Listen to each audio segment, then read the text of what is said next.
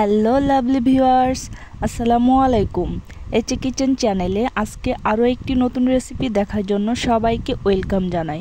আজকের পর্বে তৈরি করে দেখাবো কলার মোচা ভাজি রেসিপি। এটা তৈরি করা খুবই সহজ, খেতেও অসম্ভব মজার হয়ে থাকে। তো চলুন রেসিপিটি দেখে নিচ্ছি। আজকের রেসিপির জন্য আমি এইখানে ছোট সাইজের একটি কলার মোচা নিয়েছি। এখন মোচার পাতাগুলো এভাবে ছাড়িয়ে নিচ্ছি।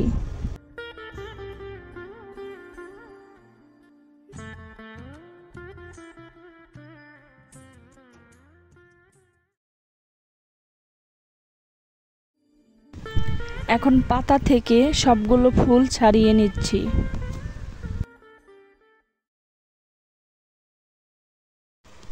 এখন কলার ফুলগুলো বেছে নেব। তার জন্য এই কলার ফুলের উপরে একটা সাদা অংশ আছে, সেই অংশটাকে আমি ফেলে দিচ্ছি। এই তো এই অংশটাকে ফেলে দেব। আর ভিতরে শক্ত কাঠির মতো একটা আছে, এটাকেও ফেলে দেব। এই তো এইভাবে করে বেছে নিচ্ছি। এখানে আর কিছুই ফেলতে হবে না, আমি জাস্ট এই দুটোকেই ফেলে দেব। এই সাদাটাকে, মানে ছোট সাদা অংশটা, আর ভিতরে শক্ত কাঠিটা, আমি এভাবে সবগুলো বেছে নিচ্ছি।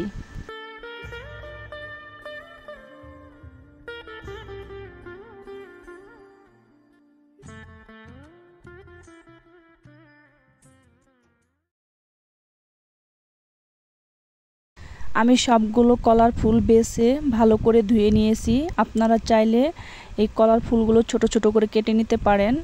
তো এখন এই কলার ফুলগুলো আমি ভাপিয়ে নেব। কলার ফুলগুলো ভাপানোর জন্য প্রথমে হাঁড়িতে একটু পানি নিয়েছি, পরিমাণ মতো পানি নিয়ে নেবেন। এখন এখানে দিয়ে দিচ্ছি সামান্য হলুদের গুঁড়ো দিয়ে আমি ভাপিয়ে নিচ্ছি। এখন এখানে কলার ফুল দিয়ে দিচ্ছি। কলার ফুলটা দিয়ে একটু নেড়ে চেড়ে ঢাকনা দিয়ে ঢেকে শুরুতে একটা বলক তুলে নেব। কলার ফুল বলক আসার পর আরও 5 মিনিট সেদ্ধ করে নেব। 5 মিনিট পর ফিরে এলাম। তো এই তো মোচাটা ভাপানো হয়ে গেছে। এখন চুলার থেকে নামিয়ে পানি ঝরিয়ে নেব। ফ্রাই প্যানে পরিমাণ মতো তেল দিয়েছি, তেলটা গরম হয়ে গেছে। এখন এইখানে দিয়ে দিচ্ছি একটি তেজপাতা মাঝখান থেকে ছিঁড়ে দিলাম, একটি শুকনা মরিচ মাঝখান থেকে ছিঁড়ে দিয়ে দিচ্ছি, আর দিয়ে দিচ্ছি 2 টুকরো দারচিনি, 2টো এলাচ নিয়েছি, মুখটা চিড়ে দিয়ে দিচ্ছি। এখন এই গরম মশলাগুলো আমি তেলের মধ্যে কিছুক্ষণ ভেজে নেব। গরম মশলাগুলো ভাজা হয়ে গেছে। এখন এখানে দিয়ে দিচ্ছি সামান্য রসুন কুচি, আর দিয়ে দিচ্ছি 2টা পেঁয়াজ কুচি, কিছু কাঁচা মরিচের ফালি দিয়ে দিচ্ছি। ঝালটা আপনারা আপনাদের পছন্দ মতো দিয়ে দিবেন। কাঁচা মরিচের ফালি দিয়ে দিলাম। এখন এই পেঁয়াজ রসুনটাকে কিছুক্ষণ ভেজে নেব, মানে পেঁয়াজ রসুনটাকে একটু নরম করে ভেজে নিচ্ছি।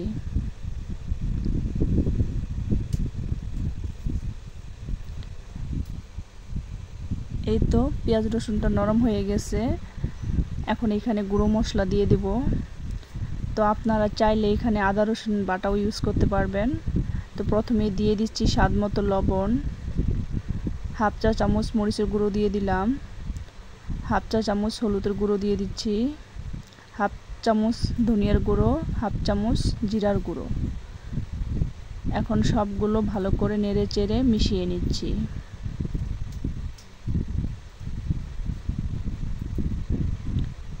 ভালো করে নেড়ে চেড়ে মিশিয়ে নিলাম।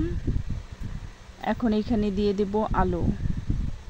আমি এখানে 2টা আলু এভাবে কুচি কুচি করে কেটে নিয়েছি।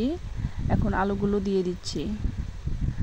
আলুটা দিয়ে ভালো করে নেড়ে চেড়ে নিচ্ছি।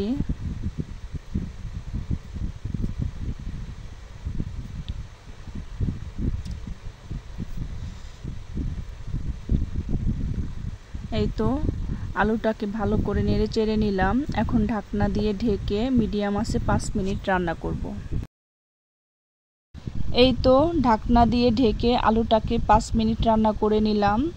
এখন এখানে কলার ফুলগুলো দিয়ে দিচ্ছি। কলার ফুলগুলো দিয়ে ভালো করে নেড়ে চেড়ে নিচ্ছি। চুলার আঁচটা মিডিয়ামের চেয়ে একটু কমিয়ে এভাবে নেড়ে চেড়ে আমি কিছুক্ষণ রান্না করে নেব।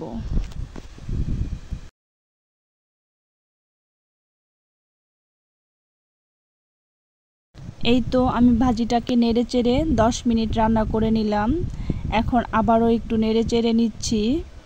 এভাবে নেড়ে চেড়ে আরও 5 মিনিট রান্না করে নেব।